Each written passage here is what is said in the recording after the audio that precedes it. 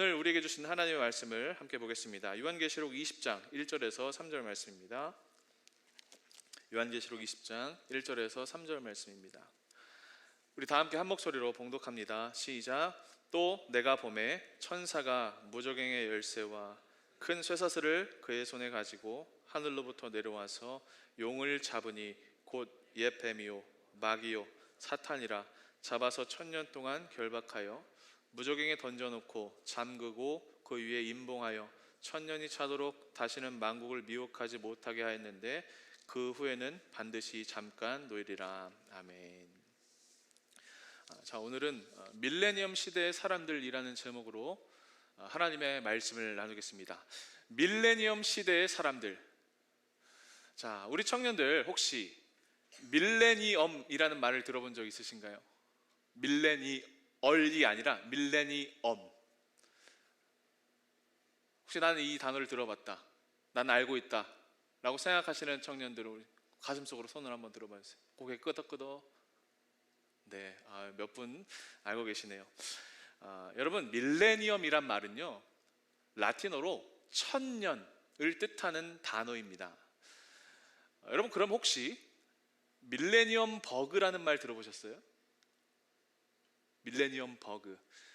이 단어를 아시는 청년들이 계시다면 좀 연식이 된 청년들입니다. 밀레니엄 버그가 뭐냐면요, 여러분 1999년에서 2000년으로 넘어가면서 생기는 엄청난 이 컴퓨터, 행정, 이 모든 사회 시스템 체계의 오류에 대해서 말하는 것이 밀레니엄 버그입니다. 설명해 드릴게요. 여러분, 컴퓨터가 연도를 인식할 때 대부분 이 뒤에 있는 두 개의 숫자로 연도를 입력합니다. 예를 들어서 1996년이면 96, 이런 식으로 97, 98, 99가 되는데, 여러분 2000년이 되면 그 마지막 숫자가 어떻게 변하나요? 00으로 변하겠죠. 자, 그런데 문제는 뭐냐면 컴퓨터가 이 00이라는 숫자를 2000년으로 인식을 하지 못한다는 거예요. 그래서 이 컴퓨터로 하는 모든 일들, 은행 업무, 금융, 세금, 이런 엄청난 우리 일상과 밀접한 일들에 대혼란이 오는 거예요. 막 사회가 마비가 되는 거예요. 이걸 1999년에서 2000년이 넘어가는 그 시대에 엄청난 사회적 화두로 사회에서 쏟아져 나왔어요. 저도 그때는 초등학생이었거든요. 밀레니엄 버그가 온대. 이제 2000년이 되면 이 사회에 엄청난 마비가 생긴대, 엄청난 재앙이 온대, 세상이 멈춘대, 막 이런 이야기들이 들렸다는 거예요. 여러분, Y2K라는 가수 아세요? Y2K. 네, 고개 끄덕끄덕 하시는 청년들 더 많네요. Y2K를 아는 분들도 좀 연식이 된 청년들입니다. Y2K가 한 대표곡에 뭐 있죠? 친구로 지내자 마지막 말로, 뭐였죠? 너의 기분을 풀어줄 수 없니? 뭐 이런 건가? 네, 제가 아는 건 이 정도인데. 여러분, Y2K가 뭐예요? Y는 영어로 연도를 뜻하는 year, 2는 숫자 2, K는 1000을 뜻하는 킬로인 거예요. 그러니까 Y2K는 결론적으로 뭘 말하는 거예요? 2000을 얘기하는 거예요. 실제로 이 가수 Y2K가 막 한창 유행했던 시기가 언제예요? 1990년 후반 때부터 2000년까지였어요. 자, 제가 왜 설교의 서두부터 이런 머리 아픈 복잡한 이야기를 하느냐? 오늘 말씀이요, 이 밀레니엄에 관한, 1000년에 관한 말씀이기 때문이에요. 오늘 본문을 보면 1000년 왕국이라는 개념이 소개되는데, 여러분, 오늘 특히 이 요한계시록 20장에 있는 본문은 성경에서 가장 어려운 본문이에요. 이 1000년 왕국이 너무 중요한 내용인데, 이걸 가지고 수많은 신학자들과 성서 해석자들이 이 1000년 왕국이 도대체 무엇인가에 대해서 엄청나게 다양한 해석들을 막 쏟아놨어요. 아직도 이게 통일이 안 돼요. 설교하기 가장 힘든 본문이에요. 그래서 저도 이 요한계시록 20장을 어떻게 설교를 할까 고민하고 그냥 건너뛸까 하다가, 우리 청년들이 어렵고 복잡하고 이해하기 힘들다고 해서 그냥 지나치는 것이 아니라 분명히 하나님께서 이 성경을 우리에게 주신 이유가 있다라는 믿음으로 조금 어렵지만 이 말씀을 꼭 들었으면 좋겠다라는 마음으로 제가 정말 쉽게 여러분들에게 이 천년왕국의 개념을 설명해 드리도록 할게요. 그래서 오늘은 조금 교리에 관한 이야기가 많아요. 좀 딱딱할 수 있어요. 지루할 수 있지만 여러분, 이 딱딱하고 지루하고 꾸며지지 않은 양념 없는 어떤 이런 설교들이 오히려 우리의 삶을 확실하게 변화시킬 수 있는 놀라운 능력의 말씀이 된다는 사실도 기억하면서 오늘 말씀 들었으면 좋겠어요. 자, 이제 한번 시작해 봅시다. 1절부터 3절 말씀이에요. 이렇게 시작합니다. 자, 천천히 한번 볼게요. 또 내가 보니 천사가 무저갱의 열쇠와 큰 쇠사슬을 그의 손에 가지고 있다. 말씀 그대로 띄워주세요. 여러분, 무저갱이 무엇입니까? 여러 번 말씀드렸죠. 끝을 알 수 없는 엄청난 기품인 거예요. 이 무저갱에 악한 영들이 들어가 있는 거죠. 그런데 천사가 이 무저갱의 열쇠를, 이 기품의 열쇠와 쇠사슬을 가지고 내려왔어요. 그리고 뭘 합니까? 그 다음 2절이죠. 용을 잡았어요. 이 용이 무엇인가? 곧 옛 뱀, 마귀, 사탄이다 라고 이야기합니다. 이 용은요, 이 세상에는 그 타락한 천사 루시퍼를 필두로 한 모든 악한 세력들을 말하는 거예요. 천사가 그 무저갱의 열쇠를 가지고 그 악한 세력들을 다 가둬놓는 거예요. 그런데 그 기간이 얼마입니까? 마지막 구절이죠. 1000년 동안 결박한 거예요. 그 다음 3절 말씀이에요. 무저갱에 던져놓고 잠그고 그 위에 임봉하여 또 몇 년? 1000년이 차도록 다시는 만국을 미혹하지 못하게 하였는데 그 후에는 반드시 잠깐 놓일 것이다. 천사가 무저갱의 열쇠를 가지고 쇠사슬을 가지고 와서 악한 세력들을 다 그 무저갱에 집어넣고 문을 잠궈버리는 거예요. 완전히 결박해버리는 거예요. 그 기간이 얼마다? 1000년인 거예요. 자, 여기서 1000년 왕국에 대한 개념이 나온 겁니다. 이 1000년이 도대체 뭘까? 이 1000년 왕국을 가지고 많은 신학자들이 해석을 내놓고 이론들을 내놓았는데, 여러분, 제가 정말 자신 있게 너무 여러분들이 이해하기 쉽게 엑기스만 뽑아서 핵심만, 요점만 알려드릴게요. 잘 들어보세요. 자, 이 1000년 왕국을 이해하는 몇 가지 관점이 있습니다. 크게 3가지인데 첫 번째가 무엇이냐? 전천년설이라는 겁니다. 이 말은 뭐냐면 예수님이 재림을 하세요.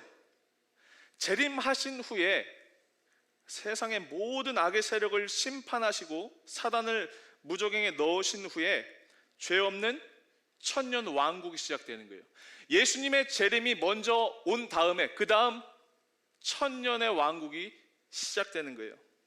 이 1000년의 왕국이 시작되면 세상에 죄가 없고 악한 것도 없고 오직 평화만 있어요. 너무나 살기 좋은 하나님의 나라와 하나님의 통치만 임하는 1000년의 왕국이 예수님 재림 후에 온다라는 것이 전천년설이에요. 벌써부터 머리가 좀 복잡한가요? 네, 이게 가장 쉬운 해석입니다. 자, 이 전천년설이 가장 설득력을 얻었던 시기가 언제냐면 이 세상의 역사 중에 사람들이 가장 살기 힘들었을 때, 더 이상 세상에 소망이 없다, 너무나 세상은 살기 힘들다라는 사회적인 분위기가, 그런 현상이 만연해 있을 때 가장 유력했던 설이 이 전천년설이에요. 왜? 세상을 살아가면 살아갈수록 더 이상 소망이 없으니까 예수님이 오셔야만 가능한 거예요. 오셔야만 1000년 왕국이 시작되는 거예요. 그래서 1000년 왕국이, 이 전천년설에서 이 1000년 왕국이 세상의 가장 어려운 시기에 설득력을 얻었던 해석이다라는 겁니다. 이 전천년설은 성경에서 가장 전통적인 해석이에요. 이 요한계시록의 순서를 문자 그대로 시간 순으로 해석한 이론이 전천년설이에요. 자, 다음 넘어갈게요. 두 번째는 후천년설입니다. 자, 차이가 뭘까요? 후천년설은 1000년 왕국이 먼저 시작이 돼요. 그리고 마지막에 재림이, 예수님의 재림이 오는 겁니다. 이 1000년의 왕국 동안 어떤 일이 벌어지는가 하면 예수 그리스도를 믿는 사람들이 하나 둘씩 복음을 전파해요. 세상에 그리스도의 복음을 선포하기 시작하는 거예요. 사람들이 그것을 믿고 듣고 세계가 복음화가 되는 거예요. 그렇게 이 온 세계가 주의 복음으로 하나가 돼서 하나님이 임하시는, 하나님이 통치하시는 나라가 완벽하게 이루어질 때 예수님의 재림이 온다는 거예요. 차이를 아시겠어요? 자, 이 후천년설은 세상이 정말 살기 좋을 때, 사람들이 좀 먹고 살고 자고 하는 일들이 평안할 때, 풍족할 때 설득력을 얻었던 이론이에요. 특히 중세시대 교황이 엄청난 권위를 가지고, 왜? 교황이 한마디를 하면 세상에 복음이 전파되는 건 너무나 쉬운 일이잖아요. 그러니까 사람들이 믿은 거예요. 아, 이 세상은 우리의 이 복음 전파로 하나님의 나라가 완전히 임할 수 있다라고 믿은 거예요. 그 낙관주의적인 생각들이 많을 때 가장 유력하게 설득력을 얻었던 게 바로 이 후천년설입니다. 마지막 셋째는 무천년설이 있습니다. 무천년설은 뭐냐면요, 그 사탄이 결박되는 이 천년이라는 시간이 실제 천년이라는 기간이 아니라 상징적인 숫자다라는 거예요. 이 천년 왕국이 언제 임하는가? 예수님이 이 땅에 처음 오셨어요. 육신을 입고, 그리고 십자가에서 모든 죄와 저주를 끊으시고 사망의 권세를 이기신 그 다음의 순간부터 예수님이 다시 오실 때까지 천년의 왕국이 시작되는 거예요. 실제적인 천년이 아니라 예수님이 다시 오실 그 모든 순간, 그 완전한 하나님의 역사를 기대함으로 살아가는 모든 시간을 가리켜서 천년 왕국이다라는 거예요. 지금 오늘 2021년 11월 7일을 살아가는 우리가 그 천년 왕국을 살아가고 있는 세대다라는 것이 이 이론입니다. 자, 질문해 볼게요. 그러면 전천년설이 만든 건지 후천년설인지 무천년설인지 뭐가 맞을까요? 뭐가 가장 성경적인 해석일까요? 답은 없습니다. 다만 이 교회를 보면 보편적으로 가장 처음에 소개해드렸던 전천년설 혹은 무천년설이 가장 설득력 있는 해석이다라고 교회가 받아들이고 있습니다. 많은 목사님들이 이 천년 왕국에 대한 견해들을 내놓는데 대부분 많은 목회자들이 이 마지막 무천년설을 믿습니다. 그러니까 이 천년이라는 시간이 실제 숫자가 아니라 하나님의 그 완전하신 천이라는 숫자에 담긴 하나님의 그 완전함을 우리가 기다리며 살아가는 모든 시간이다라는 것을 우리가 기억해야 한다라는 겁니다. 여러분, 인간에게 죄가 어떻게 찾아왔습니까? 에덴 동산에서 뱀의 모습을 하고 나타난 사탄에 의해서 찾아왔죠. 그로 인해 이 모든 인간이 타락에 빠지고 하나님의 저주 아래 놓이게 됐습니다. 그때부터 이 사단은 공중의 권세 잡은 자로서 인류 역사와 세상에 벌어지는 온갖 악한 일들의 원흉이 되었어요. 하지만 그때 하나님께서 그 뱀의 머리를 밟을 여자의 후손 메시아를 보내주실 것을 성경에 약속하신 것입니다. 창세기 3장 15절이에요. 내가 너로 여자와 원수가 되게 하고 내 후손도 여자의 후손과 원수가 되게 하리니 여자의 후손은 내 머리를 상하게 할 것이요. 여기서 여자의 후손은 딱 한 사람입니다. 이제 장차 오실 예수 그리스도를 약속한 말씀입니다. 그 예수 그리스도가 내 머리, 뱀의 머리, 사단의 머리를 상하게 할 것이요 너는 그의 발꿈치를 상하게 할 것이다 라는 겁니다. 하나님이 작정하신 그 구속의 때가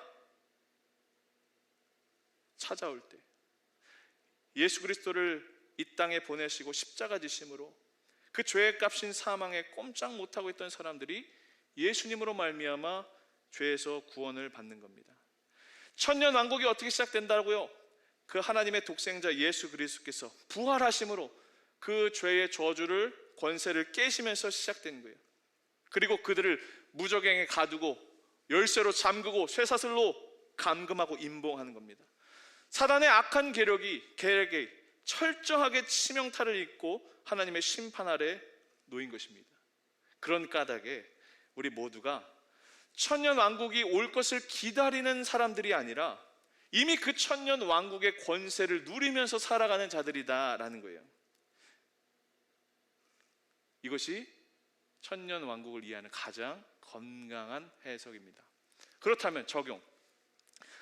여러분, 우리가 이 천년의 왕국 동안, 기간 동안 무엇을 하면서 살아야 할까? 요한계시록 20장에 이렇게 소개를 하고 있습니다. 4절 말씀이에요. 또 내가 보니 보좌들을 거기에 앉은 자들이 있어 심판하는 권세를 받았더라. 또 내가 보니 예수를 증언함과 하나님의 말씀 때문에 목배임을 당한 자들의 영혼들과 그 다음 또 짐승과 그의 우상에게 경배하지 아니하고 그들의 이마와 손에 그의 표를 받지 아니한 자들이 살아서 그리스도와 더불어 천년 동안 왕노릇할 것이다. 여러분, 그 천년 왕국의 백성들이 무엇을 한다고요? 그 천년 동안 왕노릇한대요.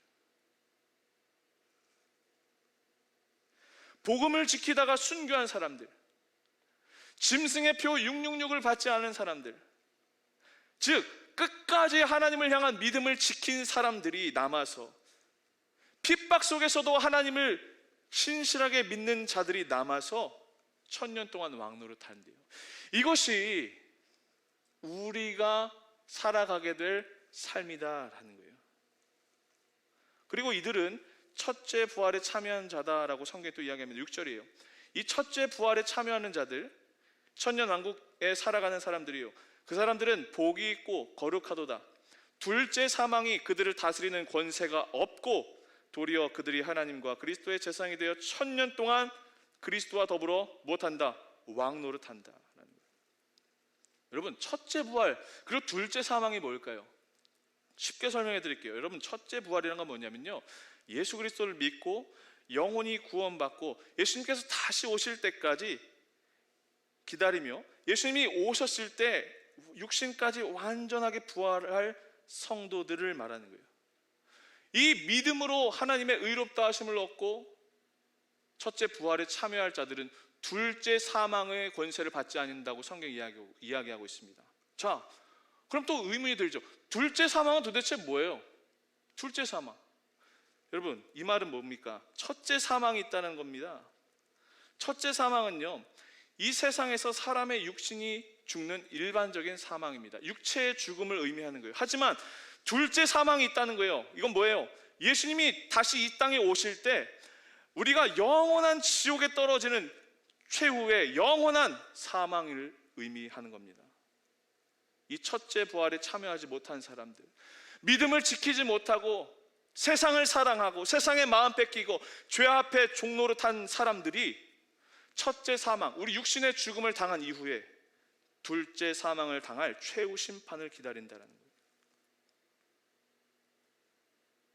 자, 그렇다면 이 첫째 부활에 참여한 자들이 천년 동안 하는 일이 무엇인가? 첫 번째, 아까 말씀에도 나왔습니다. 먼저 세상을 향한 하나님의 제사장이 됩니다. 무엇이 된다고요? 세상을 향한 하나님의 제사장이 됩니다. 여러분, 우리가 어떤 존재입니까? 그 천년 왕국을 살아내는 우리가 어떤 역할을 부여받았습니까? 하나님의 제사장으로 살아가도록 역할을 부여받았습니다. 여러분, 우리가 하나님의 제사장입니다. 많은 청년들이 착각하는 것이 있어요. 우리는 세상을 향해서 봉사하는 사람이야. 우리는 세상을 향해서 서비스하는 사람이야. 우리는 자선단체야. 교회를 그렇게 이해하는 사람들이 있어요. 여러분, 아닙니다. 여러분, 누군가에게 봉사를 하고 누군가에게 자선의 도움을 주고 이런 섬김의 일은요, 교회가 아니어도 다른 일반 사회에서 다 하는 일이에요. 그렇지 않습니까?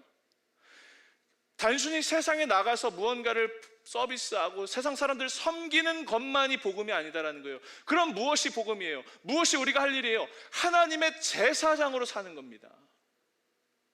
이 말은 즉 우리가 하는 모든 일이 세상 가운데서 하나님을 증거하고 하나님을 알게 하고 하나님을 믿게 하고 하나님을 전파하는 삶이 우리의 사명이다라는 겁니다.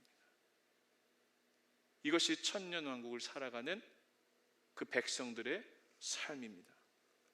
여러분들의 삶은 어떻습니까?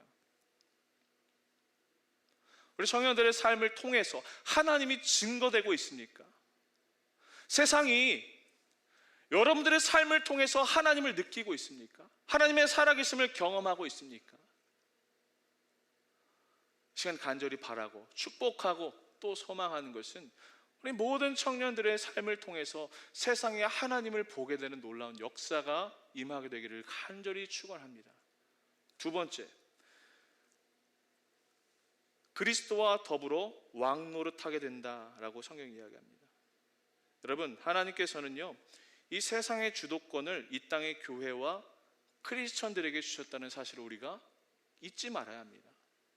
비록 지금 세상을 보면 믿지 않는 사람들이 판을 치고 득세하고 자기 멋대로 사는 것 같지만, 여러분, 이 세상과 이 온 우주의 질서는 철저하게 하나님과 하나님 믿는 백성을 중심으로 돌아가는 겁니다. 이것을 아는 것이 믿음입니다. 교회와 크리스천들이야말로 진짜 이 온 세상을 지배하고 다스리는 그 누구보다도 귀하고 영광스러운 존재들입니다. 누가 세상에서 왕노릇할까요? 누가 진짜 왕일까요? 끝까지 믿음을 지키고 신실하게 살아가는 자들이 진정한 승리의 왕노릇할 자격이 있는 자들이다라는 겁니다. 자, 이렇게 천년왕국의 이야기가 끝나요. 이 천년왕국이 끝난 다음에 이제 어떻게 되느냐? 예수님께서 재림하신 후에 마지막 이 세상의 모든 것을 다 바라보시며 심판하시는 최후의 심판, 그것을 백보좌 심판이라고 하는데, 그 이야기가 성경 7절 8절에 나옵니다. 한번 읽어볼까요? 시작. 천년이 참에 사탄이 그 옥에서 놓여 나와서 땅의 사방 백성 곧 곡과 마곡을 미혹하고 모아 싸움을 붙이리니 그 수가 바다의 모래 같으리라. 그 천년이 탁 찼어요. 그 이후에 어떤 일이 벌어져요? 잠깐 동안 그 무저갱에 가둬있던 악한 영들이 올라옵니다. 그리고 마지막으로 이 세상에 있는 모든 악한 존재들 다 모아서 하나님을 대적하는 최후의 발악을 하는 거예요. 그러나 얼마 지나지 않아서 이 세력들도 결국 하나님의 심판을 받고 다 사라지게 됩니다. 그리고 최후에 이 교회와 성도들을 대적하던 자들에게 심판이 임하면서 마지막 백보좌 심판이 행하는 겁니다. 11절입니다. 자, 다시 한번 읽어볼까요? 11절 말씀 시작. 또 내가 크고 흰 보좌와 그 위에 앉으신 이를 보니 땅과 하늘이 그 앞에 피하여 간데 없더라. 크고 흰 보좌여서 백보좌라고 하는 거예요. 땅과 하늘이 그 앞에서 피해서 간데 없는 날, 즉 눈에 보이는 세계가 끝나는 마지막 날이 임하는 겁니다. 여러분, 사람들은요, 내가 그냥 죽으면 이 세상 끝이지, 뭐 그 이후에 삶이 있겠어? 라고 이야기해요. 그러나 기억하세요. 분명히 기억하세요. 비록 지금 이 시대가 천국과 지옥을 이야기하지 않는 시대이지만 분명히 성경에 기록되어 있습니다. 여러분, 우리가 죽은 다음에 반드시 하나님 앞에 서게 될 날이 있습니다. 하나님의 심판대 앞에 그 누구도 예외 없이 서게 될 날이 온다는 거예요. 그리고 이 심판이 결국 어떻게 진행되느냐? 12절입니다. 읽어봅시다. 시작.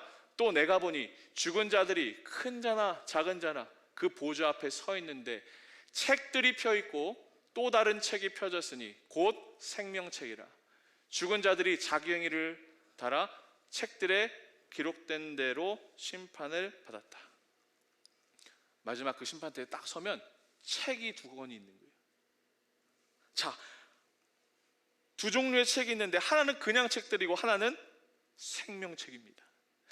자, 이 그냥 책들에는 무엇이 기록되어 있는가 하면 이 세상에서 인간들이 저지른 자기 행위가 기록되어 있는 책인데 사람들의 모든 죄가 이 책에 기록되어 있는 거예요. 그리고 다른 한편 생명책에는 하나님을 끝까지 믿고 하나님을 신뢰한 하나님 백성들의 명단이 들어가 있는 겁니다. 자, 최후의 심판날에 우리 그 두 책 앞에 서게 될 것을 성경이 분명히 이야기하고 있어요. 이 생명책에 이름이 없는 사람들, 그냥 일반 책에 자기가 했던 모든 죄악의 일들이 기록되어 있는 사람들은 최후의 심판을 받고 둘째 사망에서 영원히 꺼지지 않는 그 지옥의 고통 속에 살게 될 것이다. 이것이 세상의 마지막이다. 성경이 이야기하는 겁니다. 오직 생명책에 이름이 기록된 자들만 구원을 받습니다. 말씀의 결론입니다. 자, 여러분, 우리가 이 땅을 살면서 수많은 일들을 하면서 삽니다. 그러나 세상의 마지막에는 결국 무엇이 남는가? 나와 하나님 관계에서 했던 일들만이 남는 거예요. 이해가 되세요? 내가 오늘 비싼 밥을 먹어요. 남들에게 자랑하고 싶고 인스타그램에 업로드하고 싶은 아주 특별한 순간들을 내가 보냈어요. 그러나 여러분, 결국 이 세상의 마지막, 우리 인생의 끝에 남는 게 무엇이다라고요? 나와 하나님 관계 속에 벌어진 일들만 남는 거예요.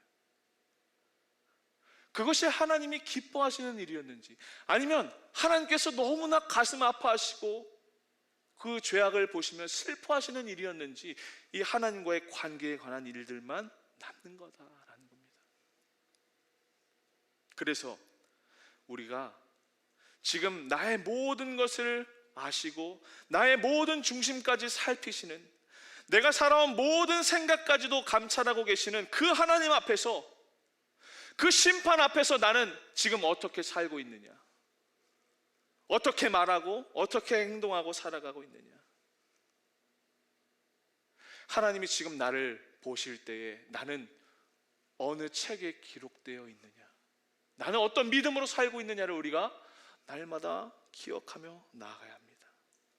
결론의 말씀입니다. 마태복음 16장 27절에 우리 마지막 말씀 다 함께 읽어봅시다. 시작. 인자가 아버지의 영광으로 그 천사들과 함께 오리니 그때에 각 사람의 행한 대로 갚으리라. 마지막 예수님이 오실 거예요. 재림이 임할 거예요. 최후의 심판이 반드시 있을 거예요. 그때 우리가 한 대로 그대로 갚아준대. 내가 어떻게 생각했는가, 내가 생각만 하고 마음만 먹어도 그 마음의 중심까지 하나님께서 다 판단하시고 아시고 우리의 모든 것을 읽으신다는 거예요. 그래서 이 천년 왕국을, 이 마지막 때를 바라보며 살아가는 우리가 어떤 믿음을 가져야 하는가? 하나님께서 우리의 겉모습, 그냥 사람들만 아는 나의 겉으로만 드러나는 모습이 아니라 우리의 모든 마음, 행위의 목적, 그 깊은 마음의 동기까지도 철저하게 하나님 앞에 온전하고 순전하고 의롭게 서야 할 줄로 믿습니다. 여러분, 하나님은 여러분들의 모든 마음을 아십니다. 우리가 그 하나님의 심판 앞에 펼쳐져 있는 이 두 종류의 책 앞에서 우리의 행위를 숨길 수 없습니다. 그때 가서 부인할 수도 없습니다. 하나님, 저 그런 일 한 적 없는데요. 아닙니다, 여러분. 하나님이 누구보다도 나를 잘 아십니다. 나보다도 나를 더 잘 아시는 주님이십니다. 우리 날마다 그 하나님 앞에서 거룩하고 순결한 마음, 하나님의 제사장 되어 이 땅에서 왕노릇하는, 끝까지 그 믿음을 지키고 신실한 믿음으로 살아가는 우리 모두가 되어서 하나님이 기뻐하시는 진정한 천년의 왕국이, 그 밀레니엄 시대를 살아가는 사람들이 우리가 되기를 간절히 축복하고 소망합니다.